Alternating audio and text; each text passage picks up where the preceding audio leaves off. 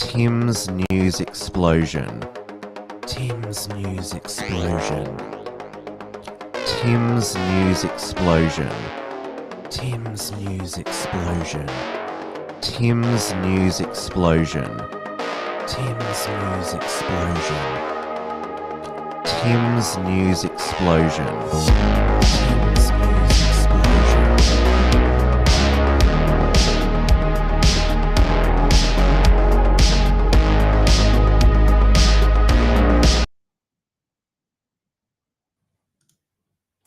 Hello, everyone, and welcome to the final Tim's News Explosion before Christmas and the New Year on this Monday, the 16th of December, 2024. Now, we are live on the Unshackled YouTube channel tonight, as YouTube did not like my latest Wilmsfront interview show, which premiered last night. I interviewed Solon Millen, who was one of the first Victorians to be charged with incitement during the 2020 COVID lockdowns, and he's also the founder of Make Australia Healthy Again. Now, you can view it on the free speech streaming platforms, video hosting platforms, Odyssey and Rumble, and I also uploaded it to my X account. Now, I know that my audience, because I've had issues in the past, particularly when I've talked about, COVID and its associated knock-on side effects, if you know what I mean. So it's back to streaming, because I know that most of you are able to migrate over, because I do provide the link on all my socials and the email alert on Substack when the show is about to begin. So tonight we are also live. I finally got Rumble working on Restream, and of course live streaming on X. So that means I'm going to upload the replay on Odyssey there. I'm also got a new video camera tonight. It hasn't got the HDR writing. There it is, 9 p.m. here in Melbourne, Victoria. And as Castle Match says, what a scorcher of a day. Well, it certainly was here in Melbourne, where I am in the southeast. It was about high 30s. I know that Peak Ozyman, you're in New South Wales. It's going to get hotter tomorrow, by golly. It's going to cool down tomorrow. Well, it is, after all, it is summer in Australia. I don't have air conditioning here in my new studio. I have got a ceiling fan. It's on low, just so there's not too much noise in that regard. So let me know if you can hear it, because I do like to hear the feedback from viewers, just to see how all the audio visual is working. So yes, it's hot in Australia because it's summer, but the mainstream media sensationalist coverage of hot summer days, it's getting so much worse. So you hear headlines like it's the hottest day since a couple of days ago, the hottest conditions since the last major bushfire. It's almost like the mainstream media, they want bushfires to happen so they can air all their rolling disaster coverage. This is what such ghouls the mainstream media is. Of course, there are multiple ways to manage the heat. Obviously, first is drink plenty of water. The Flano philosopher says, beautiful in Queensland, mate. I'm glad that you're enjoying it. So, because there's always some idiot, particularly on public transport, who doesn't have enough water to drink and collapse on the train, and then they have to delay the train, calling an ambulance. Why can't they? When this happens, I'm thinking, why can't they just drag them off the train and then just wait until the ambulance gets there?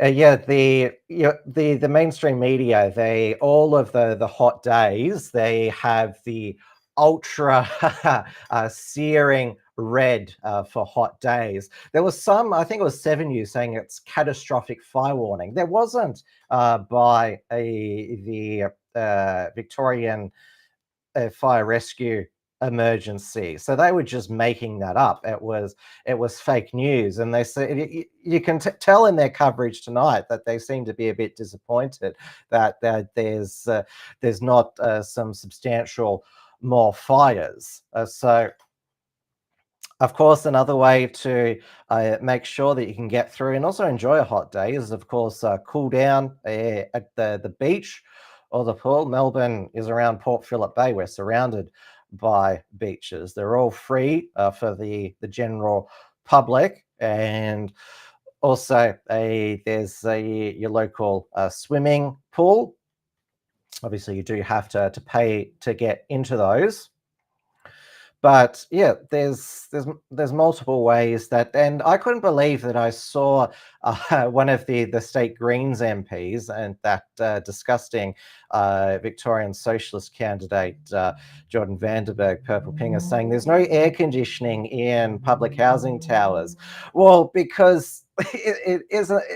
If you've made it so that there's a lack of reliable energy on hot days, that the residents in New South Wales were told a number of weeks ago to turn down their air conditioning or keep it above 19 degrees, otherwise the power grid might go out. So we used to have the most reliable, abundant, and affordable power. We're going to get to later on the coalition's announcements of its costing for its nuclear power policy, pun entirely intended. But let's start with the really good news from the past week. And that, of course, was Moira Deeming's absolutely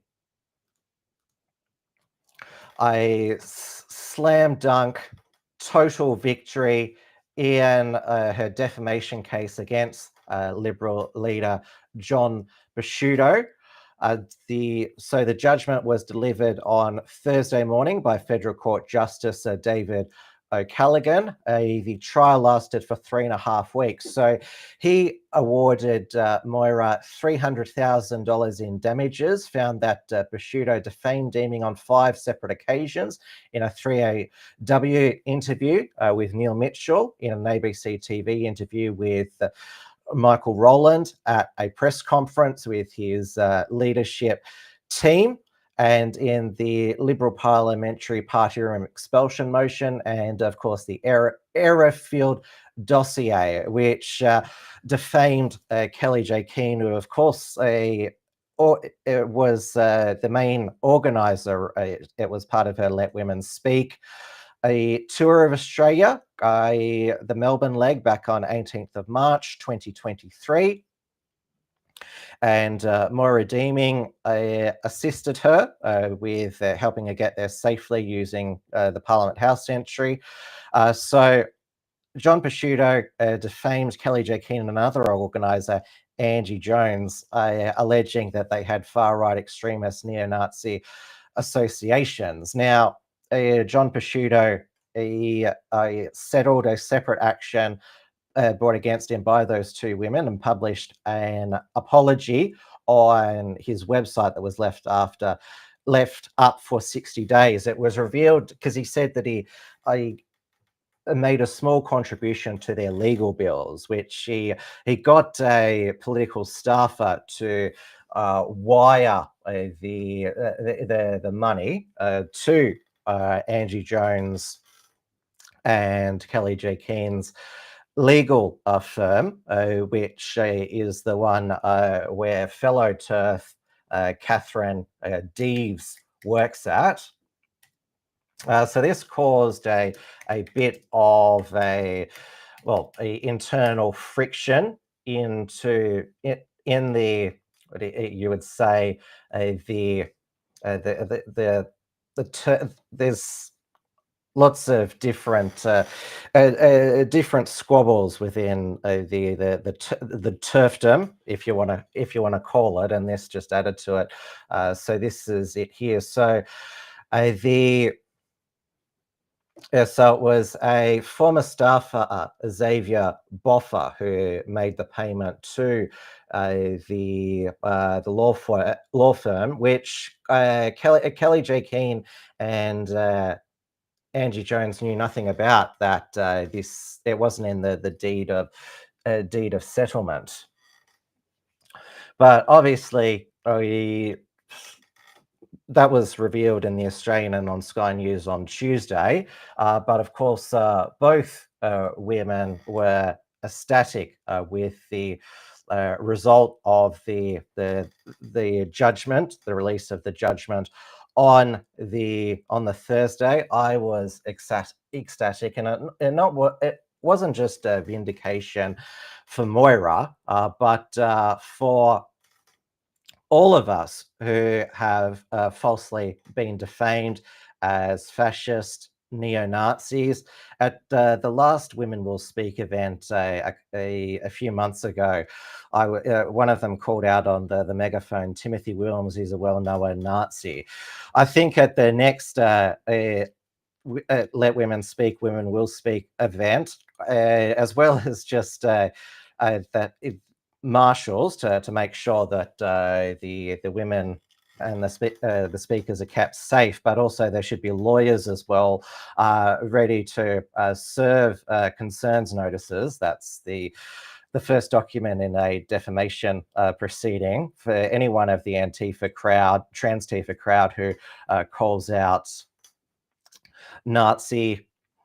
Now, the only Nazis who, of course, were there on that day of Let Women Speak on the 18th of March 2023 were the National Socialist Network. The only people that you can legitimately call Nazis are Nazis. So it wouldn't be defamatory to call Thomas Sowell a neo-Nazi because, well, he wouldn't say that, use that exact term, but obviously Nazi is short for National Socialist.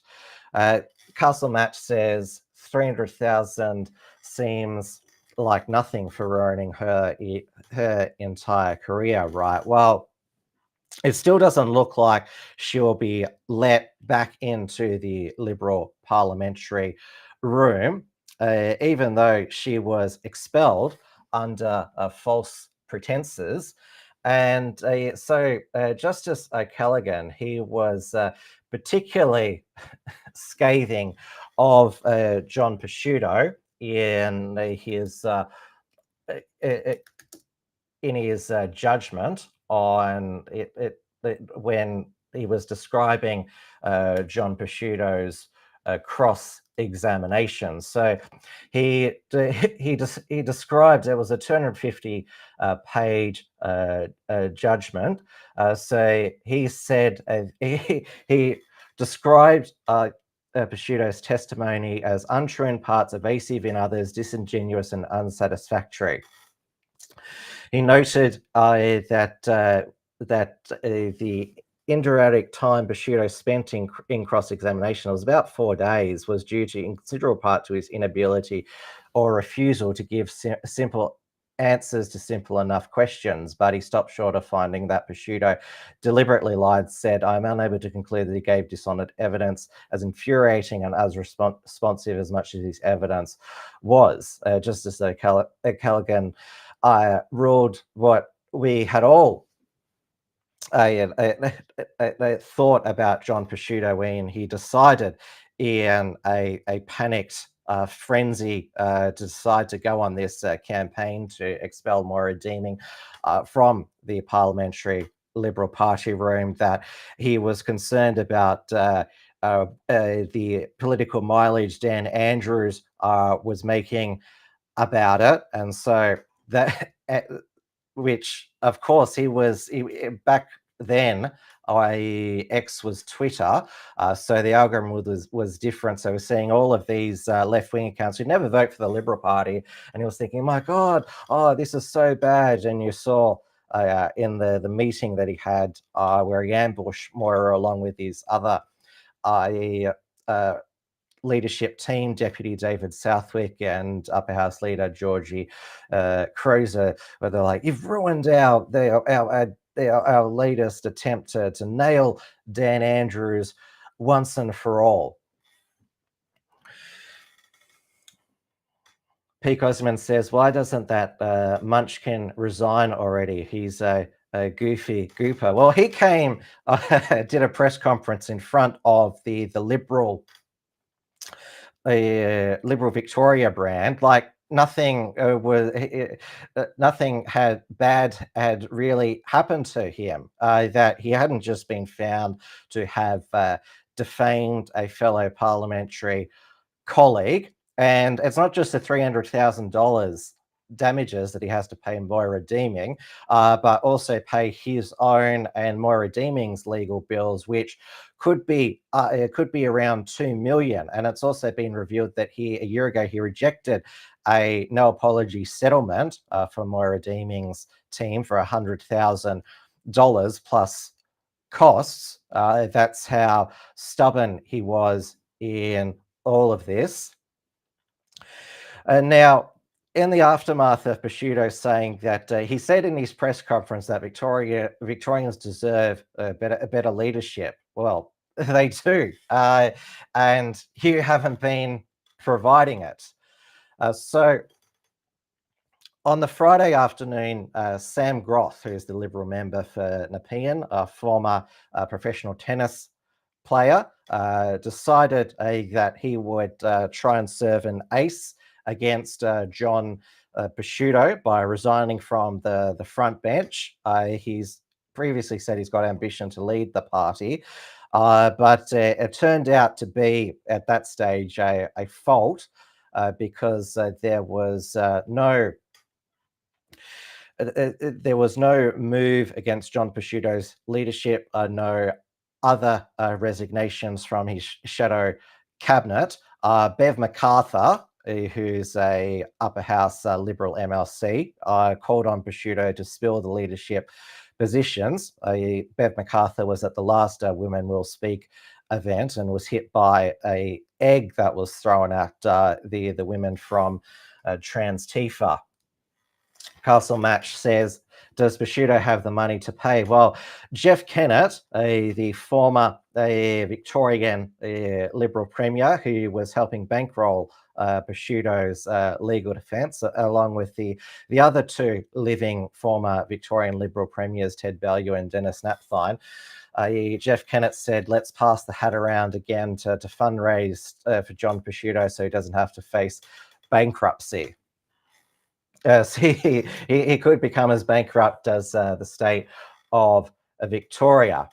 Now, tonight, there has been a letter that has been published that's got the signatures of 5 Victorian Liberal Party MP backbenchers, which is enough to force a extraordinary party room meeting. So I'll read it in full. This week, 5 members of the Victorian Liberal opposition have called for a vote that gives members of the Parliamentary Liberal Party the chance to do the right thing and put behind us any injustices that have occurred since March 2023.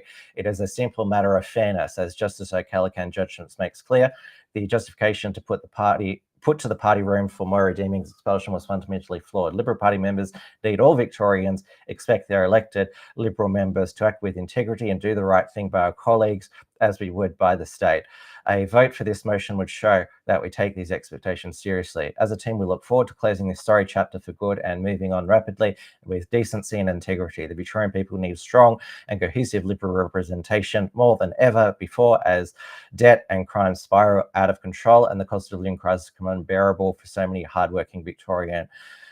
So it's signed by, or it's actually not signed by Beverly MacArthur. It is signed by Bill Tilley, Richard Royden, Renee Heath, Joe McCracken, and Chris Cruther. So they all voted against expelling Moira Deeming from the party room. It was the second attempt John Pesutto was successful in expelling her when Moira threatened to bring in a legal representation when Pesutto appeared to back out of a joint statement with her where he would say that she has no Nazi or white supremacist views or associations.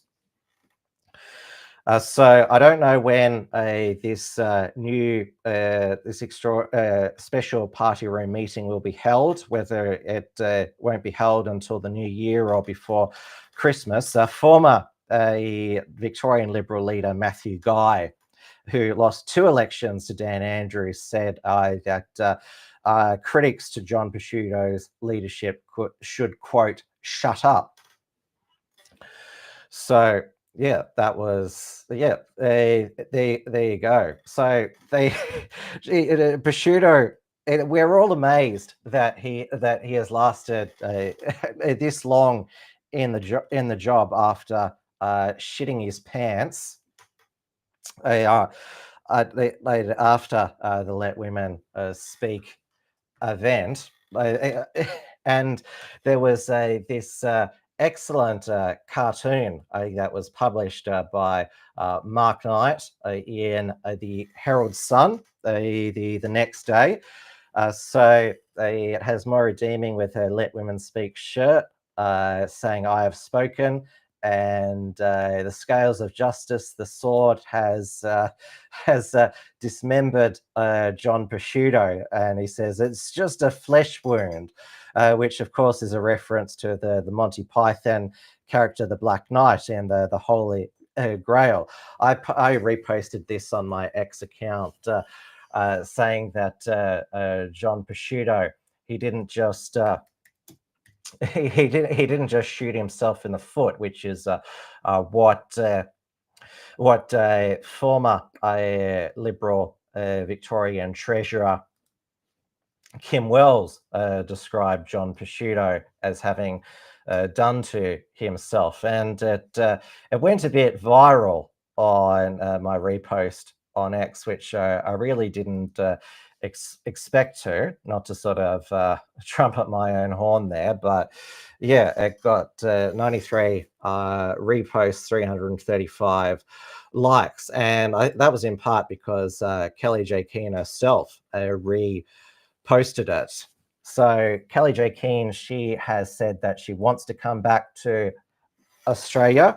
Since her tour in the beginning of 2023, she's been denied a visa twice. I wouldn't be surprised if Tony Burke would deny it again. It would be a bit of a calculation by the Labor Party in what would be a federal election campaign or close to it. Do we want to come in to cause division in the Liberal campaign, or do we believe that she's spreading transphobic hate speech, and we can't allow that, which is what they would be the justification. I can't remember if it was if the subsequent visas were denied when Claire O'Neill was still the Home Affairs. Sorry, Andrew Giles was still the Immigration Minister. Tony Burke is now the Home Affairs and Immigration Minister. So I think he denied maybe the most recent one, but yeah, he is so political in that role. I remember most recently blocked Candace Owens from touring Australia. Thankfully, over in New Zealand, it has been overturned. The bureaucratic decision to deny Candace Owens a visa to tour New Zealand. That's in part to lobbying by Reality Check Radio, who I make weekly appearances on. So if you want to see Candace Owens down under, you might have to make a Trans-Tasman Talk trip.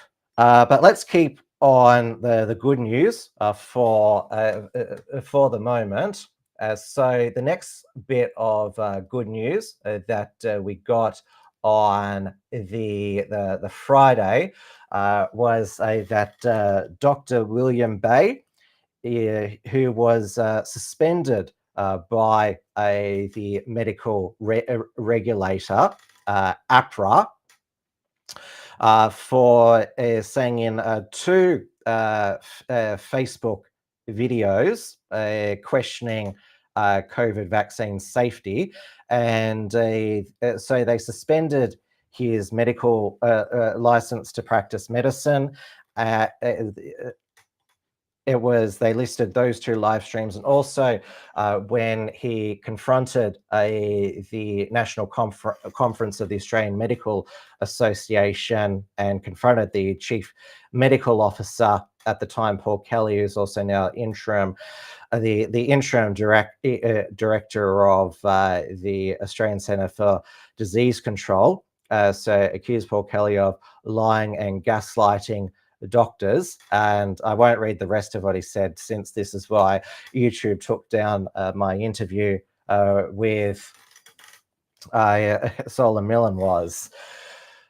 Castle Match says, I thought the good news was going to be Tim Pallas leaving. Yes, that is also good news. Good riddance to Uncle Fester. Of course, he's a dead ringer, double ganger for Uncle Fester from the Addams family. So it was a complete and total smackdown of the medical regulator, and complete vindication victory for Dr. William Bay by Supreme Court of Queensland Justice Thomas Bradley. He said that the Medical Board's regulatory role did not include protection of government and regulatory agencies from political criticism. APRA was unable to identify any basis for the board's assumption or apparent finding that Dr. Bay had contravened relevant legislation. And this was Dr. Bay. His celebratory Facebook Live outside the Queensland Supreme Court. Ladies and gentlemen of Australia and the world, I'm coming to you live outside the Supreme Court of Queensland, where the judgment in the matter of Bay versus APRA and the state of Queensland has just been handed down. And what do we have, ladies and gentlemen? We have absolute and complete victory in the name of God, in the name of Jesus, the mighty person, the Spirit, my Father, the Lord, who has granted me guidance and victory in this matter over the evil ones, that being APRA, the Australian Health Practitioner Regulation Agency, and the Medical Board of Australia. As of this moment, I am free. I am no longer suspended. I have my registration back again. I can prescribe ivermectin. And most importantly, and this is what APRA is most afraid of, I can criticize the vaccines freely and as a registered medical practitioner of this country. So if I wasn't clear before, APRA, let me be very clear now. The vaccines are bad. The vaccines are no good, and people should be afforded the right to informed consent to choose these so-called vaccines. And if you don't like it, too bad, because doctors like me are going to be speaking out from now on, because we have nothing to fear. The judge in this matter, Justice Bradley, God bless his soul, he ruled that my suspension has been set aside. Yes. Not only did he rule that, he's ruled that my investigation has been set aside.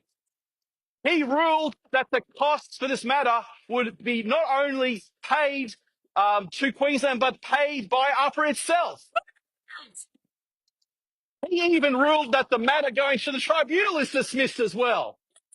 Everything has been dismissed against APRA. Everything is victorious for myself. And I praise God. I praise the Lord for this victory, because it is He who guided me, He who represented me in court. But I do want to thank one more person, and that is all of you. all of my supporters who have stood by me for 2 years, more than 2 years, whilst I've been suspended and out of work.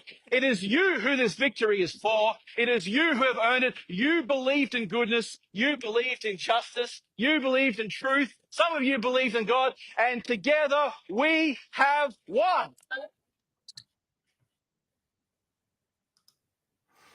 So Dr. Bay can see his patients again. He can even be your GP, though it probably would be a bit of a hike to his GP practice in Queensland, but I'm sure he'd love to do a telehealth for a fellow freedom advocate. He was never accused of professional misconduct with a patient or being medically negligent, which should be the only time where a medical regulator should launch an investigation. So the Supreme Court ruling means that his license was never suspended. So the suspension has basically been erased. He was actually never so legally he was never suspended as a doctor. So he doesn't have that sort of any sort of blemish on his record. I'd really like to interview Dr. William Bay in the new year. Now that this saga is over, he's been a regular on Cafe Locked-Out with Michael Gray Griffith. I'd also like to speak in the new year with Damien Richardson, who was one of the speakers at the third National Workers Alliance event, which was held despite the Polish club succumbing to the cancellation campaign. Obviously, Antifa were trying to get the Polish club to cancel the National Workers Alliance reservation. They hosted the first meeting. What led to the cancellation was international Polish diplomatic pressure, most notably from the US, the Polish embassy in the United States. Well, Poland now has a globalist prime minister in Donald Tusk. The Nationalist Party lost power at the most recent election. Now, Matt Treahy, the founder of, now I'll call it for the rest of the show, NWA. This was my report. A alternate venue was arranged. Now, he received over 200 emails requesting to attend, but decided to keep the event with attendees who he had personally vetted, or someone who he trusted had vetted them. There were some familiar faces from both the freedom and nationalist movements were in attendance. I'll only mention the people by name who self-identified as having attended. Obviously, Blair Cottrell and Joel Davis were there. What's News, who is a new up-and-coming nationalist X and TikTok personality. He came all the way down from Brisbane for the event, so it was good to meet him in person. And obviously, Matt Treahy and Damien Richardson were, as the speakers, were in attendance, and obviously I was in attendance as well. That's why I was able to write this report. Though, unfortunately, the details of the venue did leak to Antifa. So around 15 activists protested on the side of the road outside the venue, but they were moved on by a heavy police presence. So by the time of the event intermission between Matt and Damien's speeches, they were all gone. Which for those who were wanting to film them, it was sort of like, oh, we wanted to get some footage of them. But obviously, it's not good that details of the venue leaked. I'm not going to mention the venue, so they don't get it. They don't get any extra people trying to harass them. Now, the reason I believe that they didn't publish the location of the meeting through their various online accounts is because of the new anti-doxing laws. Obviously, they shared it in their internal chats. So the anti-doxing laws, they seem to have, in this case, protected this venue from being mass doxed. So I've changed my mind on these anti-doxing laws. They're now fantastic. The bad news, now I'm going to get to the bad news, is that Damien Richardson did confirm that he has been charged with performing a Nazi salute at the previous National Workers Alliance event, even though what he was simply doing, and of course I'm not going to reenact it because I don't want to be come after, but he raised his arm and said, if I raise it like this, is that now illegal? Victoria Police, they've decided that yes, we've deemed it to be illegal, even though he was basically doing it for educational purposes. He wasn't doing it because he's a Nazi, like Jacob Hirschner, who of course was convicted of it, is appealing in the county court. So obviously Jacob Hirschner, when he raised his arm, said "Hail Hitler," which that's not what Damien said. There is going to be video that is going to be published of Matt and Damien's speeches, but it's just going to be edited, just go through a thorough sort of editing vetting, because it was actually the NWA's own footage which the ABC used in that report, where in 2 months after the event in National Workers Alliance event in September. It was a big part of Damien's speech, how this ABC reporter deliberately contacted the venue where he was to hold his cookers play, which led to his booking being cancelled. He's very entertaining, Damien. He joked about, oh, I'm going to have to watch where my hands are moving. I'm conscious of where my hands are moving when I'm talking. Nathan Swindon says, haha, Tim, it's her sant. I stand corrected. I'm not good at pronunciations. I was really nervous that I mispronounced, though he didn't correct me, Solihin Millen's name. Yes. Damien, I think the reason that they're also wanting to charge him is because, well, he's high-profile actor, but is charging Damien Richardson, is that really going to make the Jewish community feel any safer? Like, seriously, you can't help but think that they made the decision to charge him because of the new Australian Federal Police operation into anti-Semitism, which is called Operation Avalal. So this was in the aftermath, of course, of the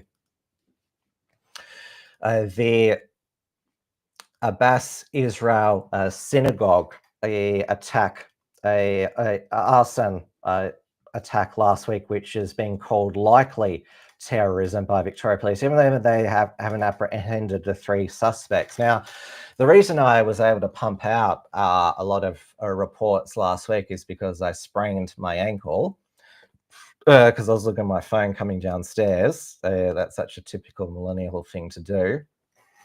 So I was literally, I spent most of the week literally stuck in my studio here because I couldn't really go out much. Though I was okay to go to the National Workers Alliance event on Friday.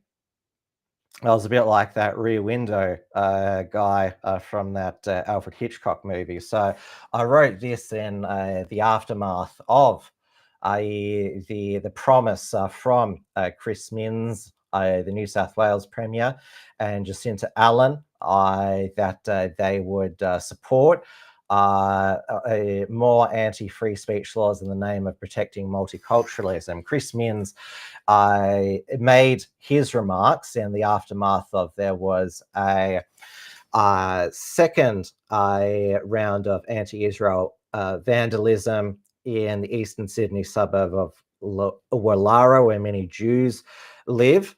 So there was a spray-painted "fuck Israel," Israel spelt wrong, and a car was set alight, but according to New South Wales Police, that was the car that the vandals travelled to Wallara in. So if they drove the car in and decided to torch it to hide the evidence, how did they get back from Wallara to wherever they live? Now, as far as I know, they haven't been apprehended. So Chris Minns, he said that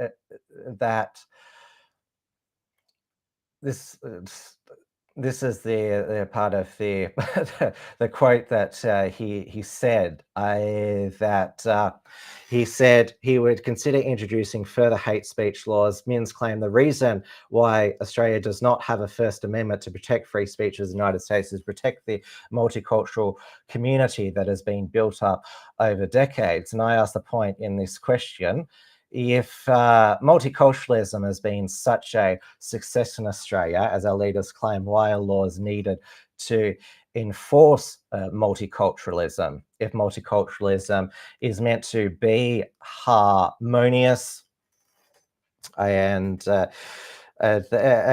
then why does it basically need laws to enforce it? And now we do have already, before the Victorian Parliament, the Allen government's proposed expansion of the state's anti-vilification laws. It's called the Justice Legislation Amendment Anti-Vilification and Social Cohesion Bill 2024. That's the new buzzword of, it seems, both, well, the Uni Party, you would call it, social cohesion. And Anthony Albanese, he decided that, he'd already thrown 32.5 million to the Australian Council of Australian Jury for security outside synagogues and Jewish schools, in addition to the 25 million they got last year. On Wednesday, he announced that he was going to be providing 8.5 million for Sydney's Jewish Museum.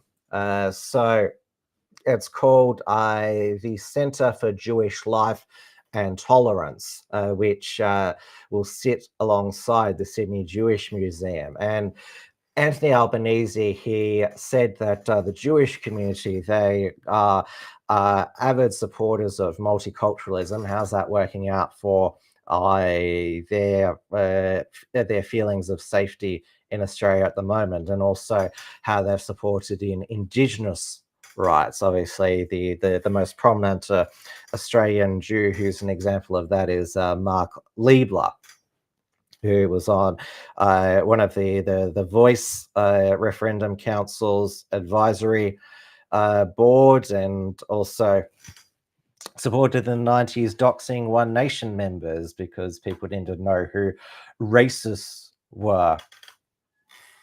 So are the Jewish community really just bought off by extra funding? I mean, that's sort of playing into the stereotype as well, that they can just be bought off with some extra money, shekels.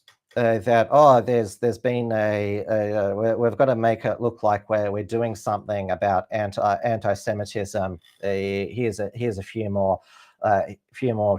shekels here. Here we're gonna pass some new laws to make even though arson it's a criminal offense no matter what it's motivated by. We're still going to pass some extra super duper hate speech laws. Now, I'm sure many of you have seen last week Melbourne Rabbi Gabbai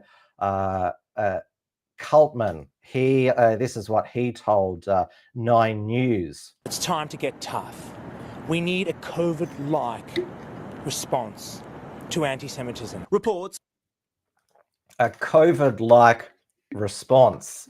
Now, former federal Liberal Treasurer Josh Frydenberg, who goes without saying is Jewish, he wrote an op-ed in the Herald Sun where he accused Jacinta Allen of normalising Victoria's anti-Semitism pandemic. Since the Hamas atrocities of October 7 last year, Victoria's multiculturalism has come under attack and our social cohesion has broken down, and there's one person to blame. Again, Josh Frydenberg. Again, Jewish people are supposed to be smart, and they think that they can be safe in Australia because they have been here in Australia for centuries. They were permitted to migrate to Australia under the White Australia policy. One of Australia's most famous and decorated early Australians, Sir John Monash, was a Jewish immigrant from Poland.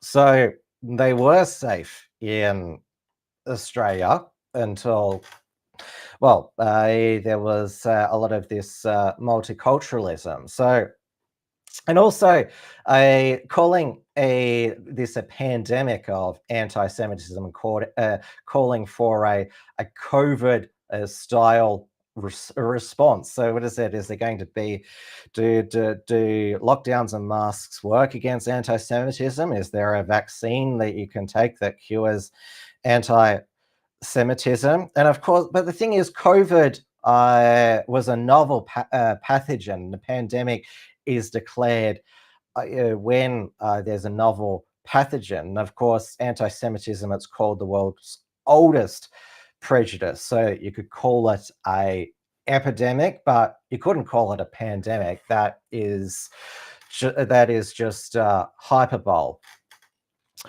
But going back to the point that I made before, charging Damien Richardson for an alleged Nazi salute, is seriously the argument that the synagogue arsonists were inspired by Damien Richardson doing what looked like a Nazi salute? I don't think so. Is it going to incite another act of anti-Semitism? This Sydney man, 68, who was actually an Argentinian man, Norberto Tremista. He faced court on Saturday and was granted bail. He was put in the lockup on the condition he not drink alcohol. So he did it while he was drunk, not to enter the Sydney CBD and report to police twice a week. I'm not sure in New South Wales, but it's a summary offence. So police opposed bail, saying they were concerned for public safety if released and that his alleged behaviour would escalate. So his Nazi salute he was drunk, didn't harm anybody. It's not like his Nazi salute formed a fist and he punched somebody. I mean, Thomas Kelly, the young man who was king hit in King's Cross over a decade ago by Karen Loveridge, Thomas Kelly would be alive today if it was simply just a Nazi salute to the head, because it's an open harm, not a not a fist. Because words and hand movements that don't strike anyone, they're not violence. Words are not violence. They're not bullets. So it was reported in the Sunday Herald Sun that is being mooted by the Allen government even more laws, including new police powers to break up protests where extremism and religious hatred are being fueled. Would that outlaw all National Socialist Network banner drops and laws to ban face coverings? So yeah, masks are banned again. They were mandatory before. You couldn't go outside the house with one, and signs encouraging religious hatred, and obviously passing the laws to ban protests outside places of worship.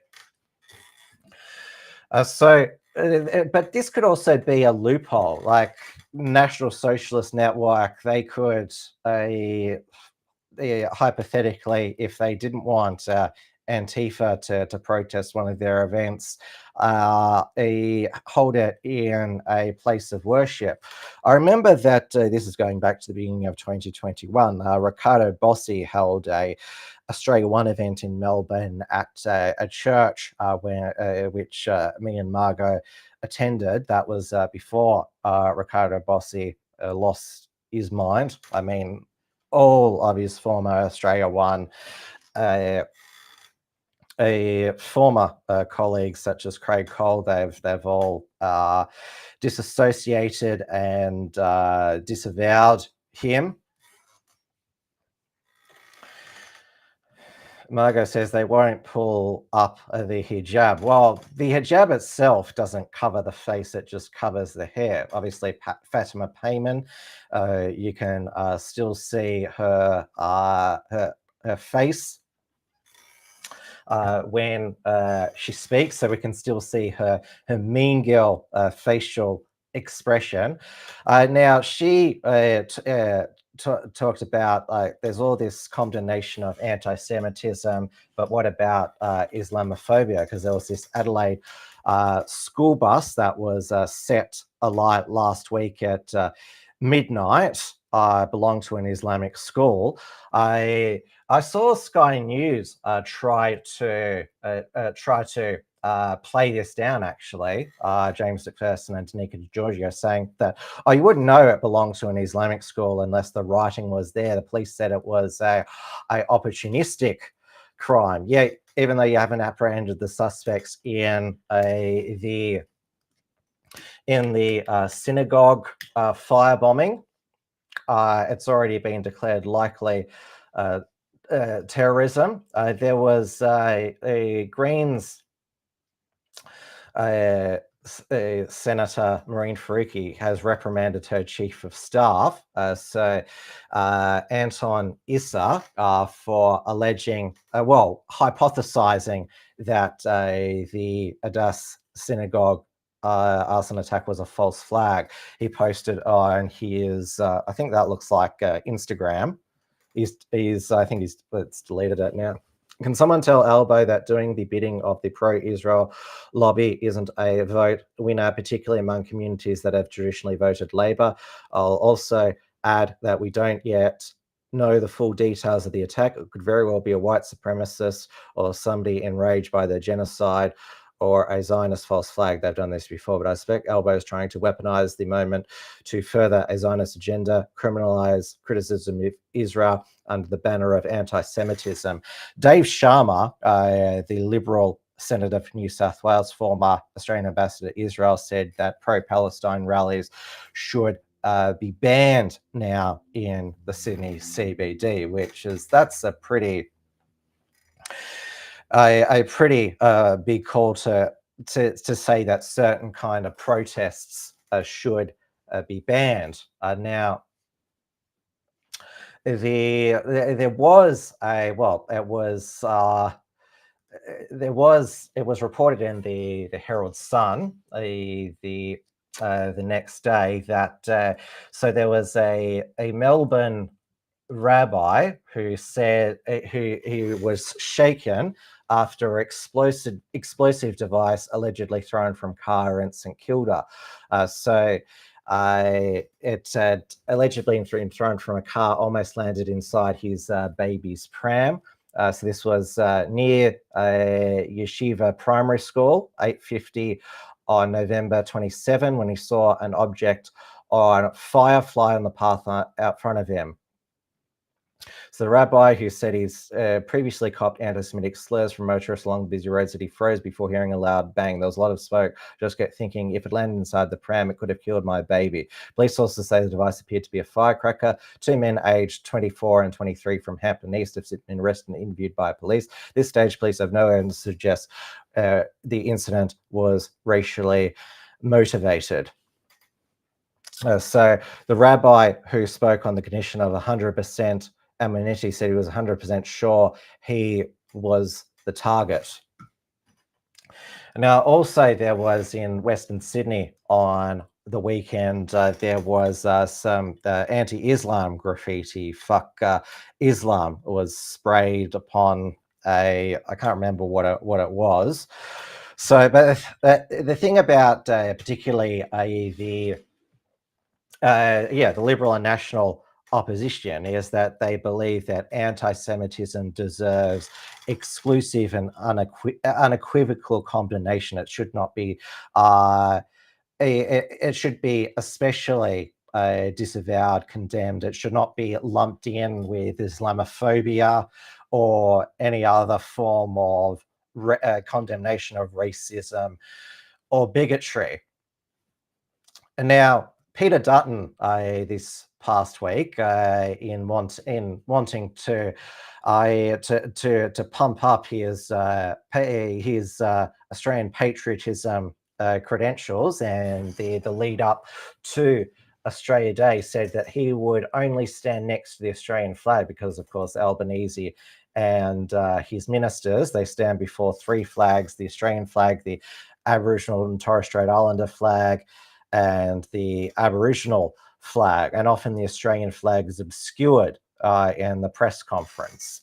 Tony Abbott, when he was Prime Minister, had about 10 Australian flags in a press conference, so that you couldn't miss it. But Kathy Wilcox, her cartoon, she's a left-winger, but she absolutely nailed it. If I'm elected, I will not stand in front of Aboriginal and Torres Strait Islander flags, as this divides us. And then the next cartoon has Peter Dutton standing next to the Australian flag and the Israeli flag. I think all that's missing is the Ukrainian and Indian flag. But this actually happened for real. It's not just a humorous cartoon. This is Peter Dutton. There's an Australian flag there, and then there's an Israeli flag on the wall. So yes, it happened for real. Now, I know that Ben Shand, the Dusty Bogan, and Dusty's mates, they're ready to relaunch the Australia Month campaign because Australia Day, we are winning the battle to save Australia Day. The city of Greater Geelong, they moved to celebrate Australia Day on January 26th. The new Cricket Australia CEO Todd Greenberg said that cricket will recognise Australia Day. So Todd Greenberg, you may remember, he was the woke NRL CEO who invited Macklemore to sing Same Love at the 2017 NRL Grand Final during the same-sex marriage plebiscite. So he seems to have learned a bit from his time in the wilderness and read the room. And so one of his first acts as cricket CEO is to recognise our national day. So, and we also had the Melbourne Storm say that they would roll back Welcome to Country, only have it on Anzac Day and during their Indigenous round. If only the AFL now can roll back Uncle Colin's welcome to countries. Like during the finals campaign, they have it. They have Uncle Colin is there at every Melbourne final game and at the grand final at the Brownlow. It was at the Melbourne Cup, probably at the Boxing Day tests. So Tom Greenberg, there's still a lot to do to unwokeify the cricket Australia. Obviously, the Australian national cricket team is led by Captain Woke, Pat Cummins. Australia is 1-1 in the current 5-series test between Australia and India. It's washed out at the Gabba. But of course, the Allen Labor government in Victoria is still placating the anti-Australia Day, Invasion Day mob, pun intended. It has now been confirmed that the Australia Day parade, which was Dean Andrews cancelled first in 2021 because of COVID, is permanently, they're never going to bring it back. Though it was quite a bizarre parade. I went there in 2018 because I was still largely anonymous during that time. Antifa didn't know who I was. So I filmed the parade, and it was basically like the opening ceremony of the Olympics. I mean, here's the Filipino Australians, here's the Thai Australians, here's the Indian Australians, and then there was Miss Transsexual Australia in the parade. So it was basically all of the different mass migrant groups had their own had their own banner at the Australia Day parade. So it had already become a bit of a joke, but they are giving public servants the option to take another day off if they don't want to take the day off because they don't recognise Australia Day. But why don't they want to go to the Invasion Day rally? Anyway, of course, the Allen government is it allows the Invasion Day mob to take over the Melbourne CBD, where you are banned from carrying an Australian flag into the Melbourne CBD. Ricky T was almost lynched on Australia Day in 2019. Neil Erickson, Senator Slater, was physically removed from the Flinders Street step in 2020.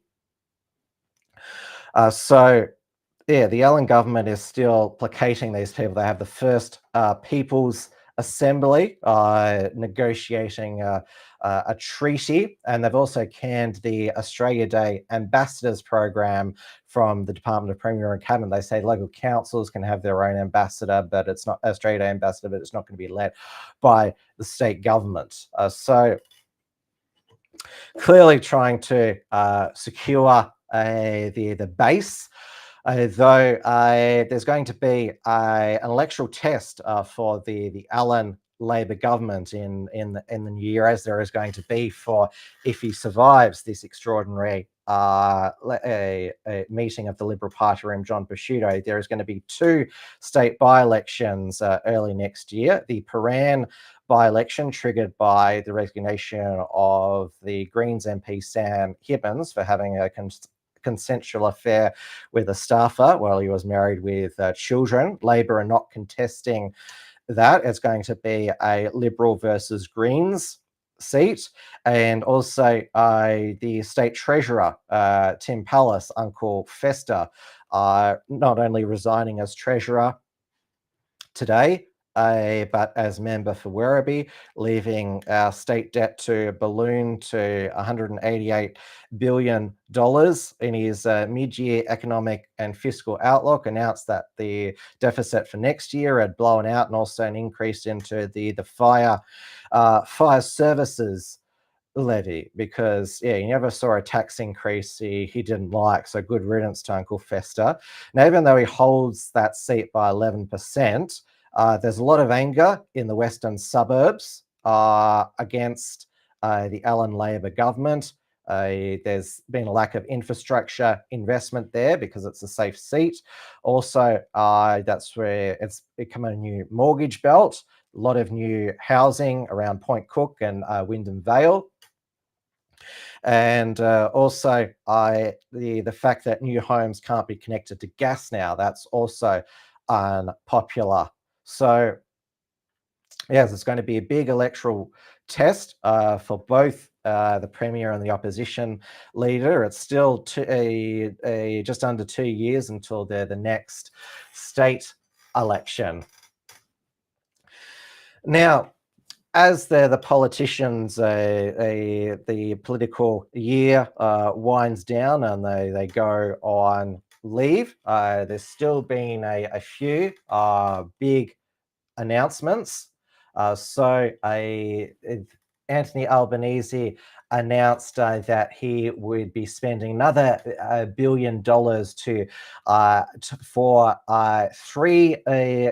make 3 days of childcare / early learning. I don't know.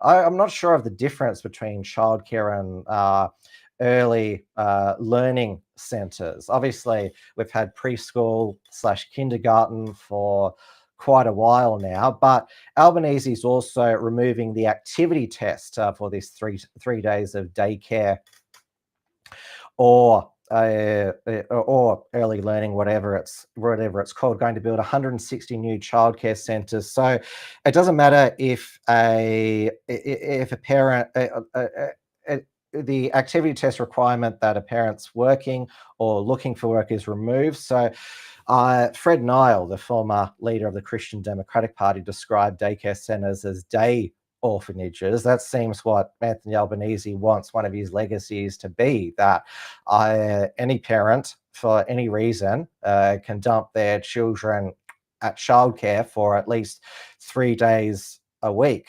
And of course, the Albanese and his supporters in the various unions love this because they can raise parents' children. That's why we hardly have any pushback in Australia against programs like safe schools, because sadly there's too many parents who are just apathetic and are happy for the schools to raise their children.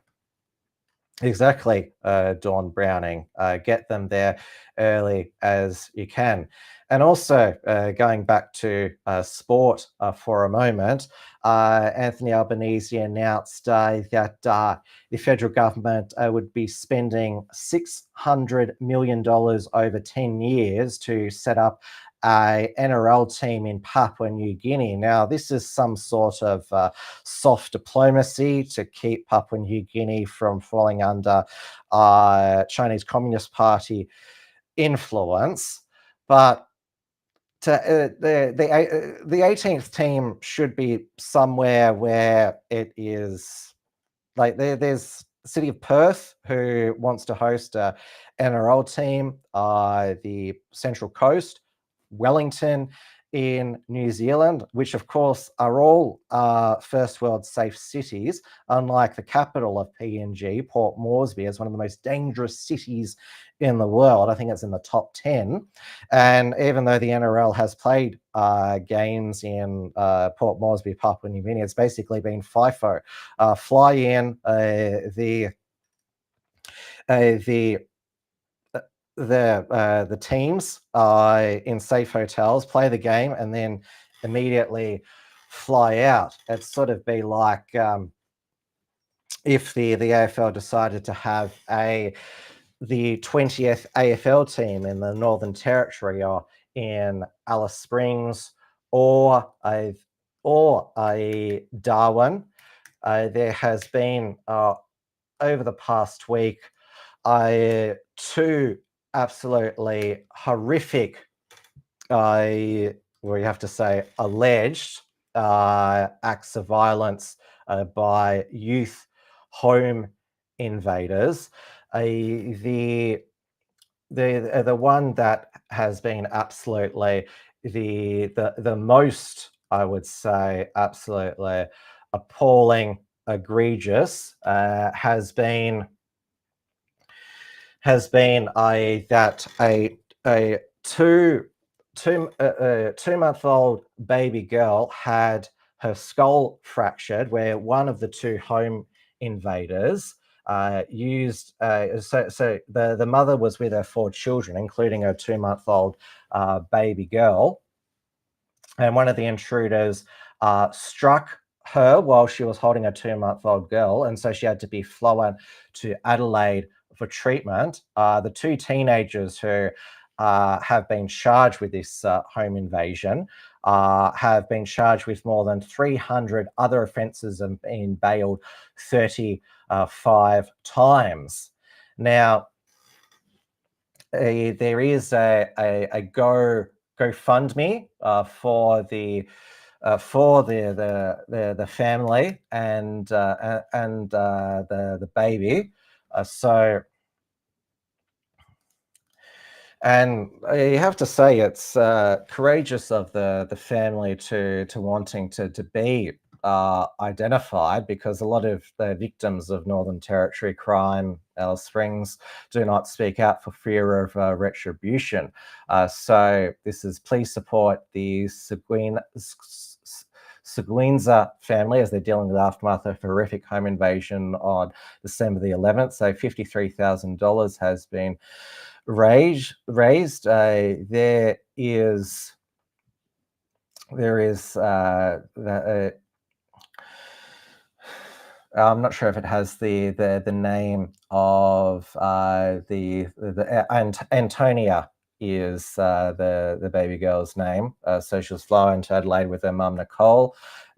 So Dad Mullen remains in Alice Springs to take care of the other 4 children, so he cannot work at this time. So I'll put the link into the. I am working on a article talking about peak Aussieman. I'd be surprised if the Northern Territory doesn't become Australia's first open carry jurisdiction. There's an appetite for gun ownership there. If Alice Springs becomes a failed city, like a South African style city like Johannesburg, it's that violent, and a lot of it is motivated by race hate against whites. Like I would, if to channel Scott Adams, I would advise whites to flee the town, just get the fuck away. There's no stopping this. And there was also a 29-year-old doctor who was allegedly raped while she slept. Absolutely appalling. Thankfully, the police quickly apprehended the offender. And then for a 92-year-old musician, Ted Egan, who's a former administrator of the Northern Territory, he was subject to a home invasion while he and his wife, Nurse 84, were at the home. They chased 3 youth thieves out of his home who stole personal items. He told Sky News Australia, "They could have killed me in a minute flat." So there's immense pressure on Leo Finocchiari, the Chief Minister of the Northern Territory, new Chief Minister elected with the Country Liberal Party sweeping to power at the recent Territory election. So she flew into Alice Springs in the aftermath of little Antonio being having a skull fractured, and Darren Clark, who runs the Action for Alice Facebook page, he let her had it when she arrived in Alice Springs. I'll make sure I share this properly so you can hear the sound.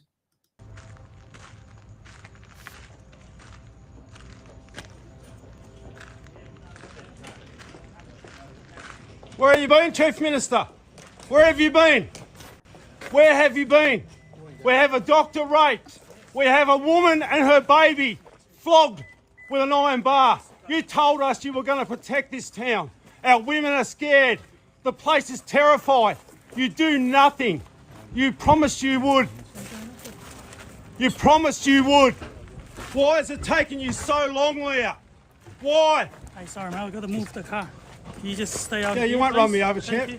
No, it's all right. I appreciate that, but I just need you to And don't stay in the safe say area. you got more police because you haven't got the police, Murphy. You haven't got the police and you know it. Don't come out with that bluff today. What are you going to do? Shut a couple of pubs down? Absolute disgrace, Leah. You're an absolute disgrace. You promised us. You promised this community. It was your election #1 mandate. And what have you done? Nothing. Even your local members are quiet. They're silent. Have you gagged them too? Have you, Leah? It's time to step up or get out. All of you. This town deserves better. Off you go. Go in there with your political spin. We're all waiting for it. We know what's coming. Now, Leah Finocchiaro, her new Country Liberal Party government has passed bail reform, so that there'll be less violent offenders getting bail, though that hasn't been enacted yet. And of course, talking tough on crime is easy in an election campaign, but you have to deliver. Now, up in Queensland, David Crisafulli, the new Liberal National Party Premier, he has now passed adult crime, adult time. That is now law. So he has delivered on that promise, though this has been it's been overshadowed somewhat by his unprecedented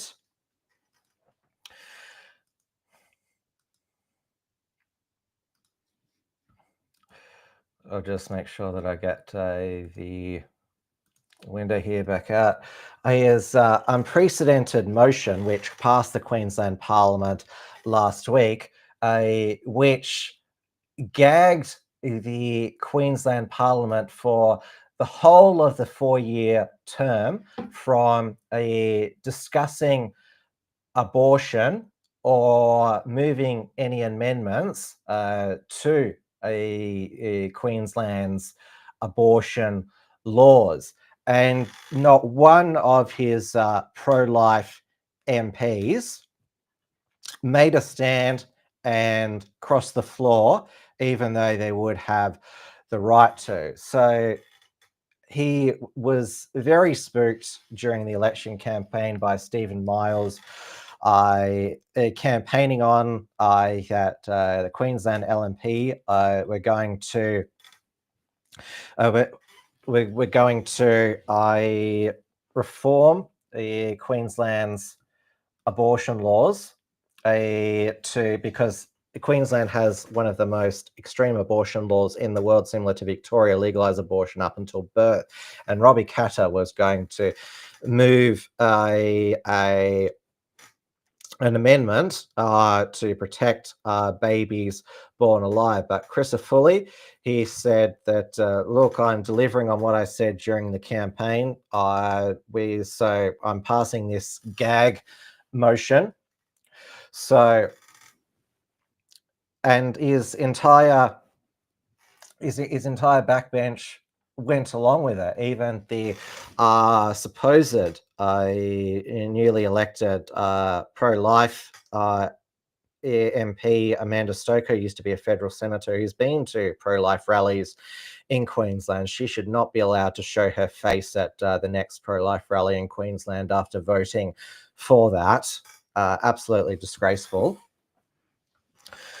And also,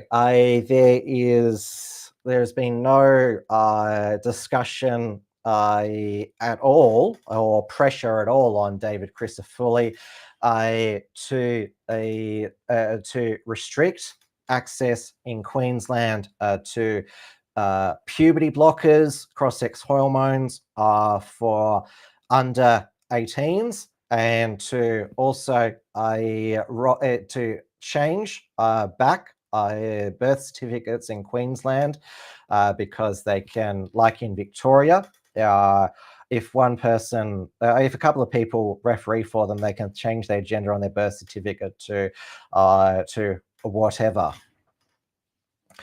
P. Cosman says Joe Peterson did nothing wrong.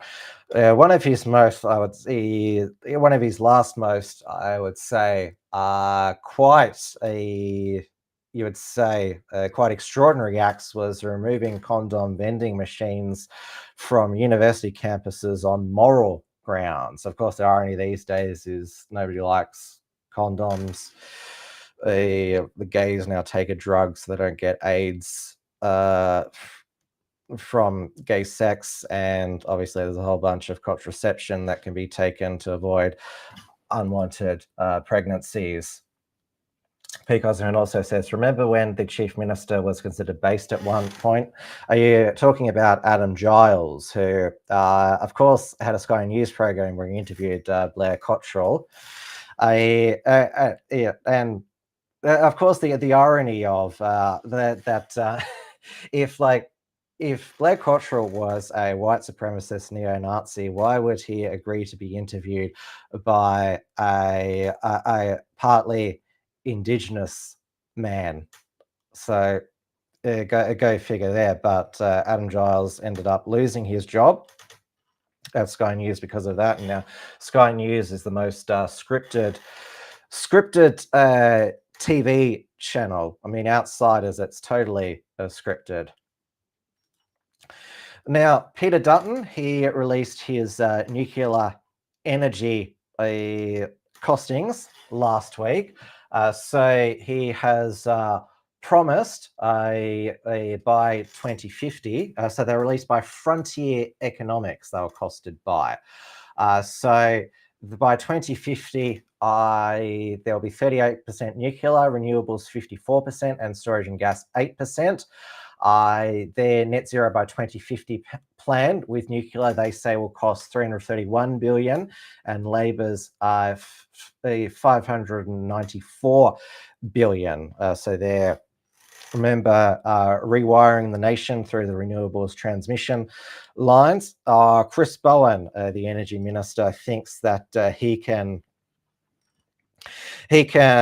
launch the mother of all scare campaigns on nuclear power. He's basically he's trying to channel his inner Paul Keating, mate. I'm going to do you slowly, because of course it's been called a courageous policy. The last Liberal opposition to have such a bold policy proposal was John Hewson's Liberal Party 1993. It's a fight back manifesto called the longest political suicide note in Australian history. So Peter Dutton is ahead in the polls.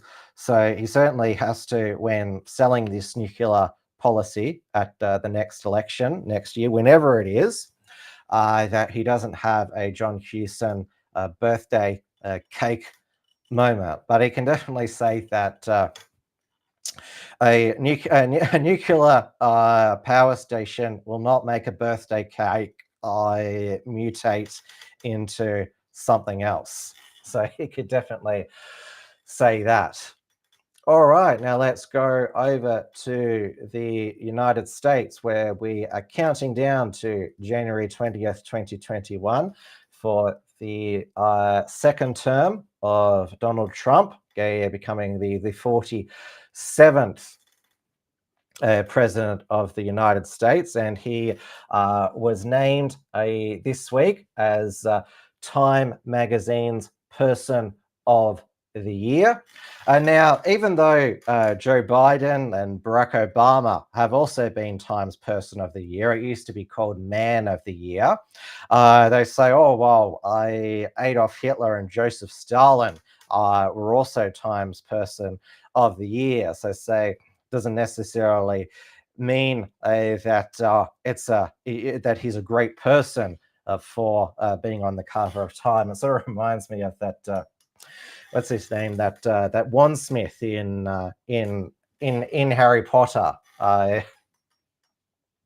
When Harry Potter has the same wand as Voldemort, he says, "You may achieve great things, Mr. Potter. You know who achieved terrible but great things. It sort of reminded me of that. They were trying to give Trump a backhanded compliment there. He may be great, but he could also be, it also means that he is terrible, like Stalin and Hitler. Reminds me of how, because he had the rally at Madison Square Garden, because there was one Nazi rally there, that it was the same as that. So Trump on Truth Social, he posted his own how it started, how's it going, and it was also a week for justice over in the United States. So as you can see, Donald Trump there, how it started, mugshot, how's it going.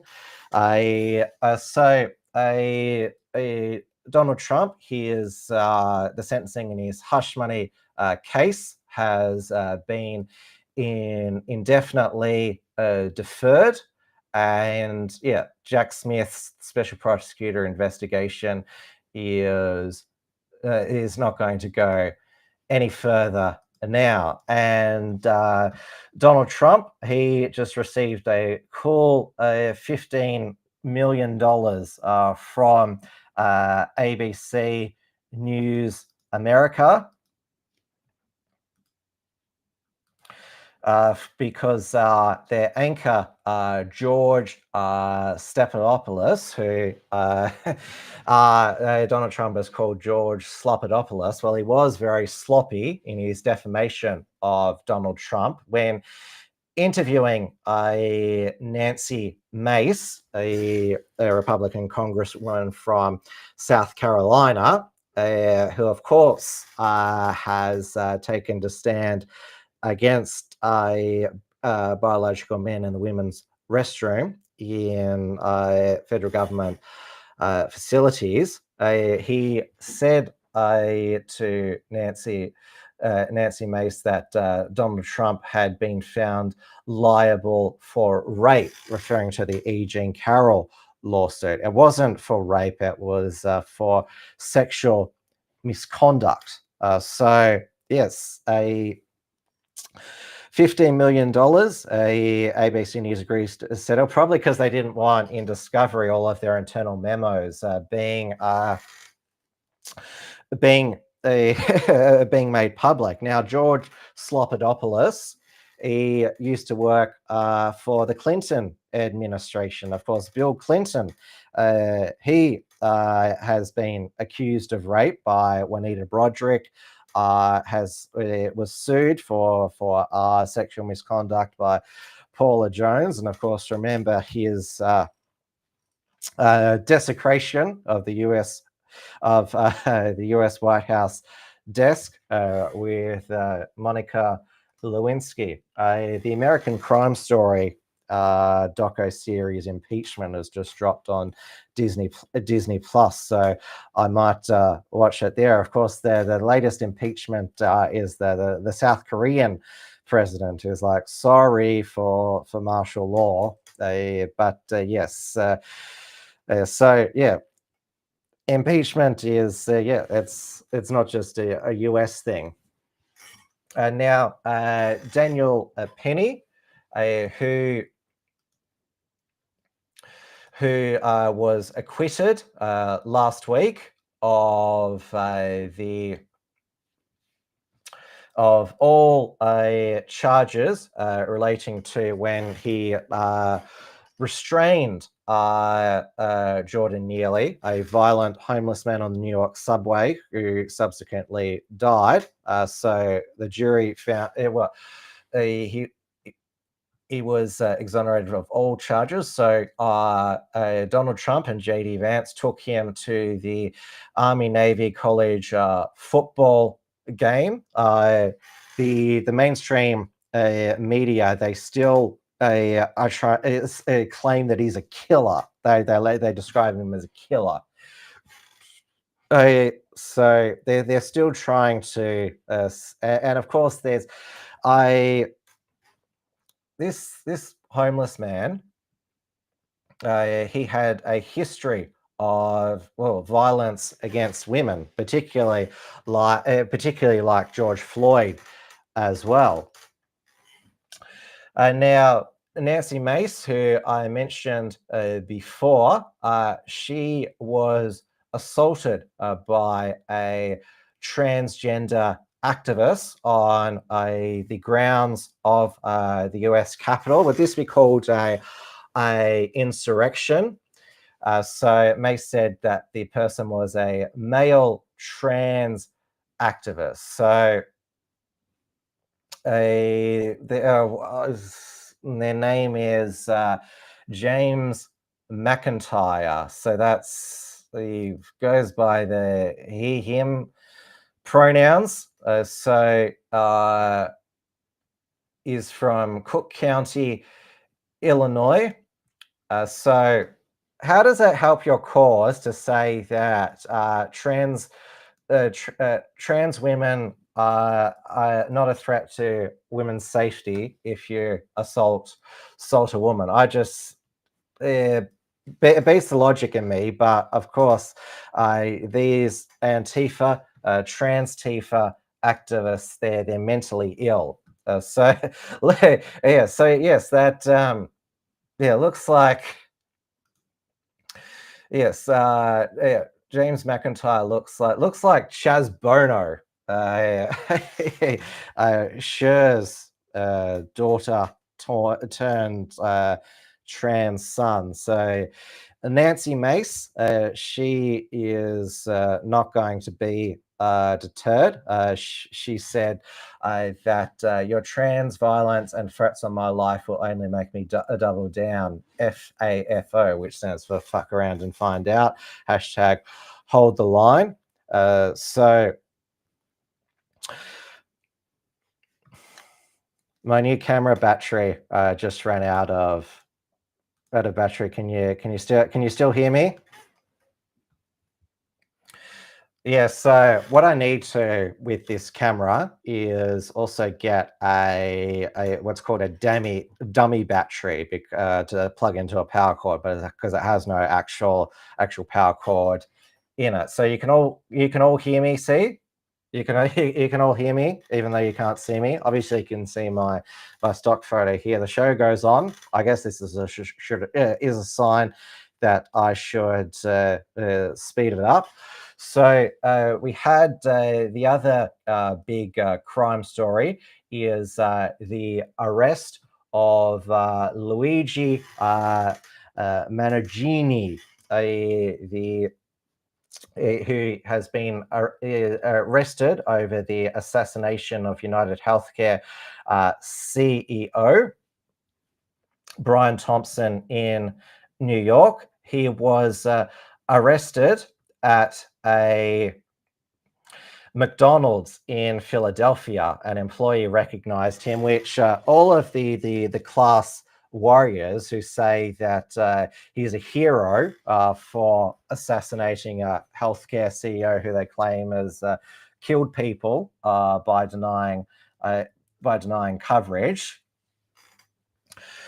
So he's sort of a bit like the real life Joker in a way that Todd Phillips intended with Arthur Fleck in the first Joker.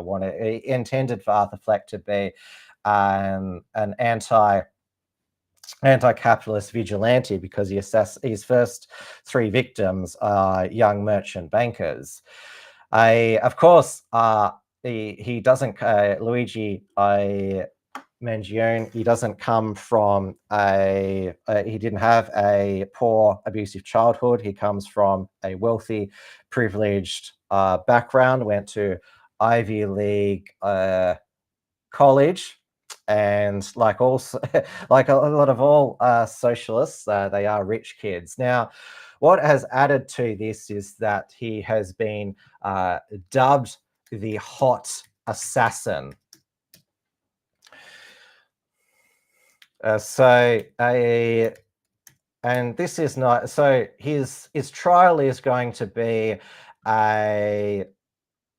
it's going to be attended by whole lots of Harley Quinns, who, of course, is played by Lady Gaga in Joker 2, and as he part of his is like there was a real manifesto and a fake manifesto. So one of his beefs with United Healthcare was that he was in back pain, that he couldn't have sex, which, well, if he had back pain, how did he get rock hard abs? And he's probably not going to have much trouble. He's probably going to experience sexual intercourse in prison. Well, not, you would say, not consensually, because there's been a lot of gay male publications and pages fawning over him as well. Though without his beauty products, without his eyebrows, his monobrow is already turning into a hairy Italian. But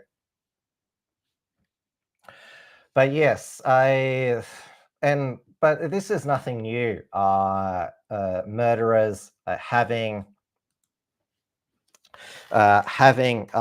fangirls. I mean, serial killers, Ted Bundy and Richard Ramirez had fangirls at their trials because they were hot. Although when this female fawning is like pointed out, that how can you're lusting over a murderer, you're pathetic, just like the women before you lusted over Ted Bundy and Richard Ramirez. How can you compare him to a mass murderer who sadistically murdered women? He was an anti-hero who murdered a healthcare male CEO. Though the gays who are lusting after Luigi, I mean, they weren't lusting after Beau Lamar Condom, the homosexual cop who killed two gay men, even though there's no evidence that Luigi Mangini is even bi. I mean, his mask slipped because he was flirting with a receptionist. So Field Marshal says he needs a Brazilian on that brow. Is it called a Brazilian if you're an Italian? A lot of Italians these days, they do like to get rid of a lot of the hair. So it'll his trial, like, it really will be like the trial of Arthur Fleck in Joker 2. Obviously, this is not a good. The fact that people are justifying, rationalizing, trying to rationalize why people are happy, like Taylor Lorenz. She's far too old for Luigi. Now, a lot of these Fortune 500 CEOs, they're now hiring private security, and also they're taking off the CEO profiles and senior executives off websites, so general public has less of a way of finding out who they are. And also that McDonald's, which he was spotted at, Luigi, he has had to hire private security as well, because they're getting threats for being the McDonald's where he was spotted. I think maybe it was Grimace who spotted him. He spotted, look, there's Luigi there, and he was like, Mamma Mia. Now, going back to Nancy Mace, she is also on the congressional committee that is overseeing the UAP's, unidentified aerial phenomena, which there's a whole bunch of them flying over New Jersey, which is leading to a lot of questions being asked. I mean, are they Amazon drones? Are they US government drones? Are they foreign government drones? Or are they UFOs? Is this an alien invasion? Trump has called for them to be shot down. So maybe this is just one of Joe Biden's parting psyops on the way out. I mean, he was trying to get, he's probably still trying to start World War III with Russia, maybe wanting to create a new pandemic. He has decided to pardon and commute the sentences of a whole bunch of nasty people, to use Donald Trump's terminology, and including his. So there have been he has pardoned two Chinese spies and the relative of a high-ranking member of the Chinese Communist Party, who was caught with tens of thousands of images of child pornography on his computer last month in a prisoner swap between the two countries that was made public when the three received clemencies. Now, I would hope that the Chinese Communist Party does not release into its population a child abuser. I mean, they're refusing to hand over to Australia the mutilator of baby Luca in Brisbane. Also, so he has commuted the sentence, Joe Biden, of the kickback judge who was sentencing youth to prison in exchange for kickbacks from the private prisons.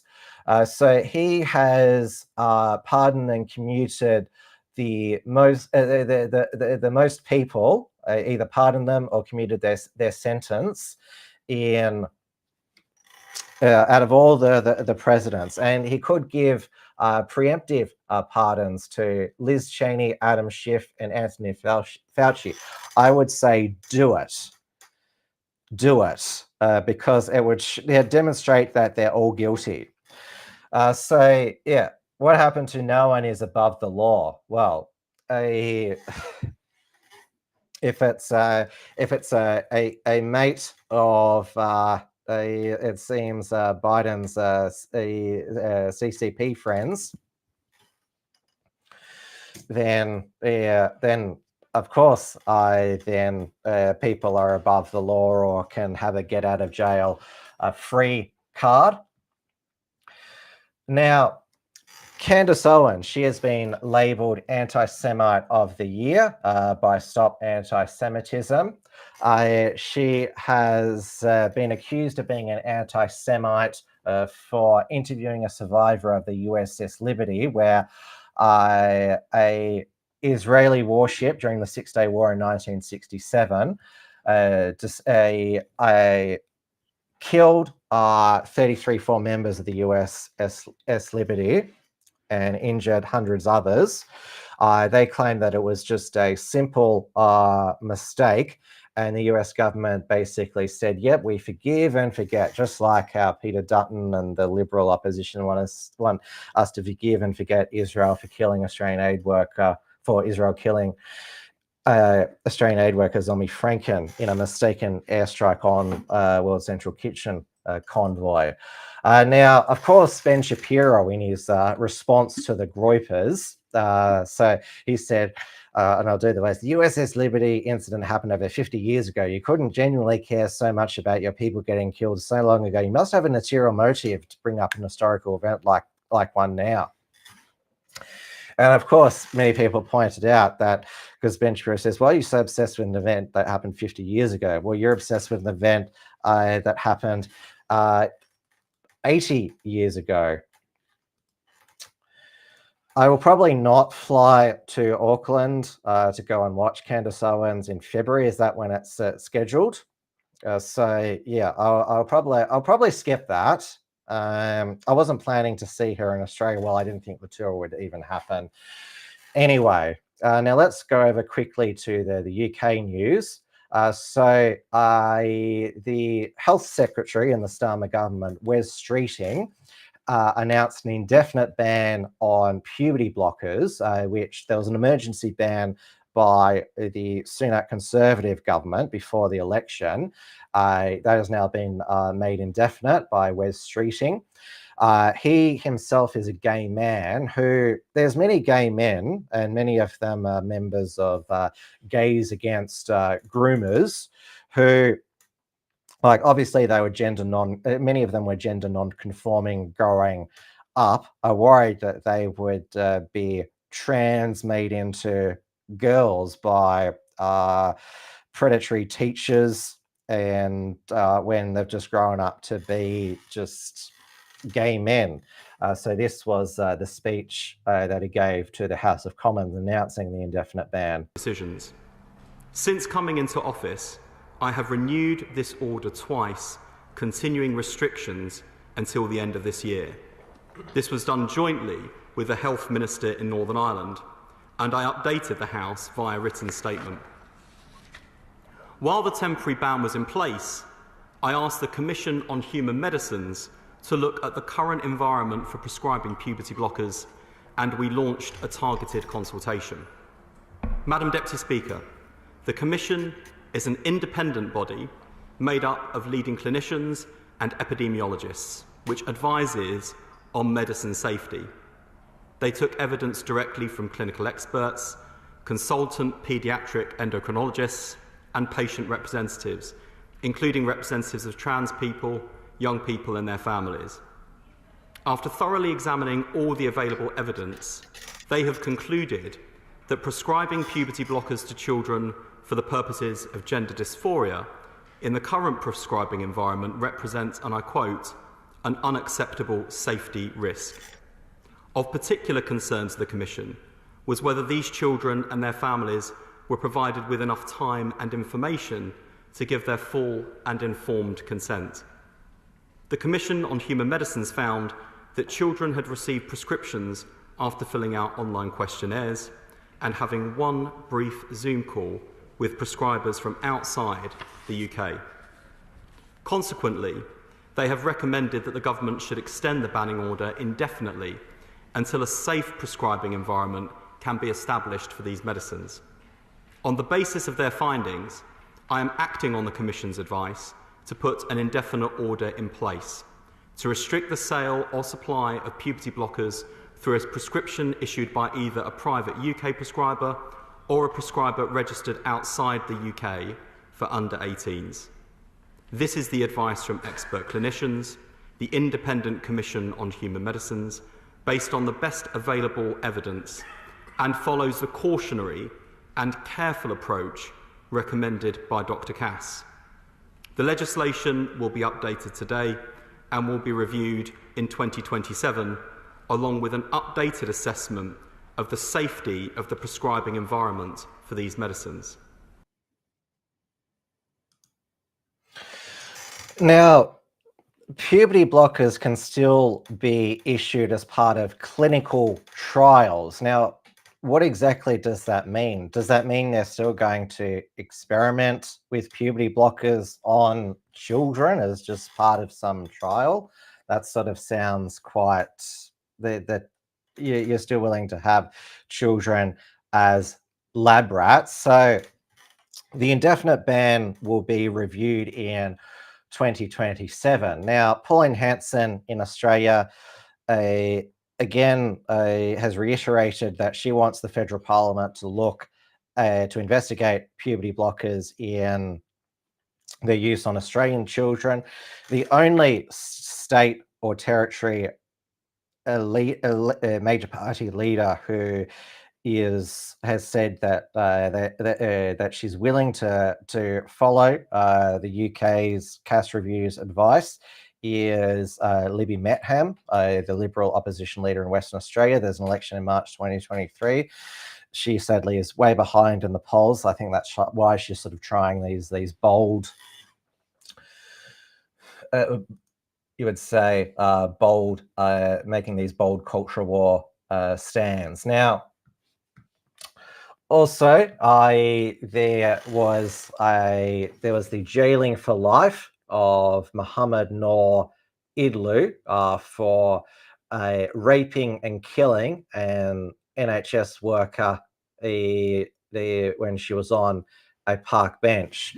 Now, the former Conservative Party chairman, Richard Holden, he has proposed in the House of Commons the Marriage Prohibited Degrees of Relationship Bill to ban cousin marriage. And one of the new pro-Palestine independent MPs elected, Iqbal Muhammad is now, I think that's his surname. Muhammad is now the most common a baby boy's first name. So he has said freedom of women must be protected at all times. Did not believe outlining the practice would be effective or enforceable. Rather than stigmatizing cousin marriages, a much more positive approach should be adopted to respond to health concerns linked to the children of those relationship, and suggested measures could include adopting similar screening efforts to those undertaken in Arab countries in the Persian Gulf. Now, I've seen many cultural relativists or apologists for a cousin marriage say, well, Queen Victoria married her first cousin. Queen Elizabeth II and Prince Philip, they were third cousins. Queen Victoria was their great-great-grandmother. And the royal families have been inbred for years. The British royal family, of course, they're a German inbred family. They just changed their name to Windsor.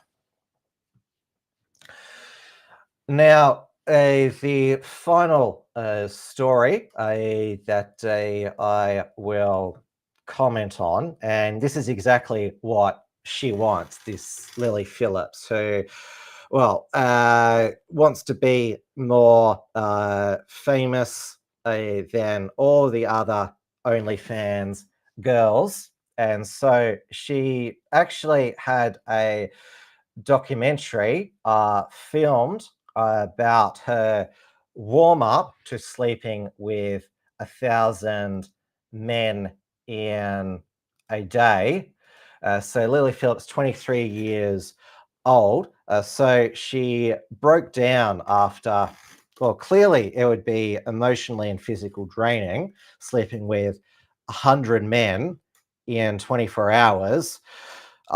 Sleeping with 1,000, that is like, hey, how is that going to be possible? And of course, there's no way a man could do it. Luigi Mangione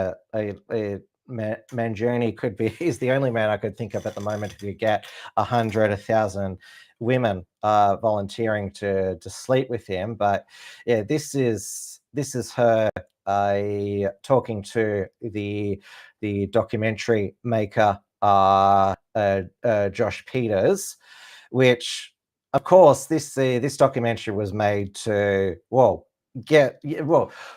promote. She would have agreed to this documentary being made to make her more famous. I think sometimes like feeling so like robotic, like by the 30th, you know, like when we're getting on a bit, I've got like a routine of like how we're gonna do this, and like it just sometimes you'd like disassociate and be like, you know, like it's not like normal things at all. In my head right now, I can think of like 5, 6 guys, 10 guys that I remember, and that's it. But it's just, I don't know, it's just weird, isn't it? Like if I didn't have the videos, I wouldn't have known I've done 100, you know. But yeah, I think that was kind of the hard part, is like conversing with them, and like when they'd kind of be like, oh, like we've only had 2 minutes or 3 minutes and you said 5 on the message. Did someone say that to you? Yeah. And obviously it just makes me feel so bad. Do you think you should feel bad about that? I guess when you've promised something to people who support you, it's kind of hard to let them down. But it's up to you, right? Like when you know. Yeah. Have you even processed, do you think, what's happened? Not yet. God, I won't forget this day, Jesus. When I decided to start making this documentary, I wasn't too sure of what to expect. I certainly didn't expect to see Lily so upset at the end of it all. Now, the reason why this has blown up the whole internet is because a TERF and SWERF, a activist, SWERF stands for Sex Worker Exclusionary Radical Feminist, Julie Bindel, who's also part of the Lesbian Project, because she's one of those lesbians who believes that lesbians are not getting enough attention, or as Katie Hopkins calls them, lesbians. So she wrote in The Spectator, which is now edited by Michael Gove, a former Conservative cabinet minister, and who is the protege. Kemi Badenoch is his protege. The current Conservative Party leader, wrote, "Shame on the men exploiting Lily Phillips, and they should be in prison." Of course, this is and people have been pointing out that feminists are now saying that women don't have agency and can't consent to things because, well, this is what a lot of them have always believed. They can't consent. They don't really have freedom because of patriarchy. And of course, this obviously, and I wrote this in response to Sal Grover, the 100 men who slept with her are pathetic. The fact that it's worth your time, energy, and money for 5 minutes with a woman who you have a parasocial relationship on OnlyFans that you jack off to, and I just want to have 5 minutes with her. Like, obviously, there is a problem with the simp culture. I mean, there wouldn't be these Lily Phillips and she knows exactly what she's doing. She wants. There obviously are some men and women who feel that OnlyFans are sex work pornography as one of their only options because they can earn a lot of money fast. That's why sex work is real work. You're earning real money. But a lot of these women and men, most of them, I would say, want to do it because they enjoy it, and they also like the money, fame, and also power. They enjoy the fact that, there's all those people who are subscribing to jack off to me doing sexual things. So the fact that she, even after that, said, "I'm going to go for the record now, 1,000 men," shows that, she was drained by it, but she had no regrets. And she said she comes from a stable family and that her parents don't really know what she do. Her mother's her finance manager. And how come nobody's saying that Josh Peters is obviously accusing him of exploiting her to obviously get more name recognition as well? So for the record, I'm not in favor of banning pornography for consenting adults, because I don't support the criminalization of. I know that a lot of conservative dispute the terminology victimless crime, but I believe that prohibition doesn't work. Obviously, when it comes to things such as child pornography, children are being abused, harmed. Children definitely can't consent to any sort of sexual activity. We're purely talking about adults here. But the feminist argument seems to be that we should treat all women as if they're still children. And so, yes, that's been my take on it. Now, I thought I'd finish off the year. So my final reality check radio segment with Paul Brennan airs tomorrow. Then reality check radio is going on is going on a summer break. I will be back on Monday, January 6th for another Tim's News Explosion.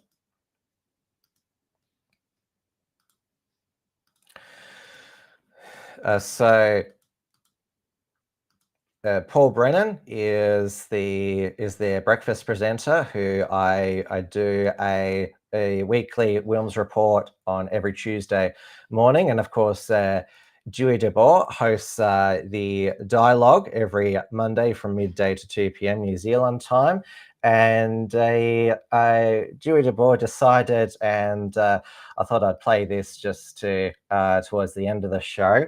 He's decided to make book burning great again. He decided to burn a copy of Antifa activist and doxer in New Zealand, Byron C. Cook's book Fear About the Far Right, which was actually published by HarperCollins News Corp. So he decided that it would get the fire going. Fear, New Zealand's hostile underworld of extremists. We're no longer living in ordinary times. Marginal extremists and leaders of the alt-right aren't just shadowy figures to be laughed at or ignored. Much of New Zealand's alternative right is led by men, but this hasn't made women absent from the movement.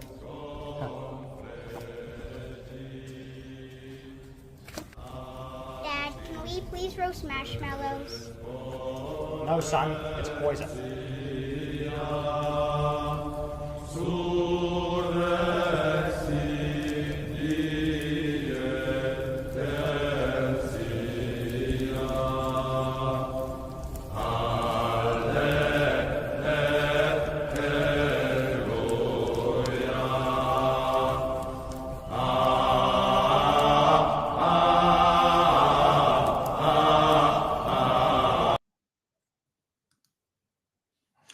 Yeah, so that was pretty epic. Now, as I said, it's the final Unshackled production for 2024.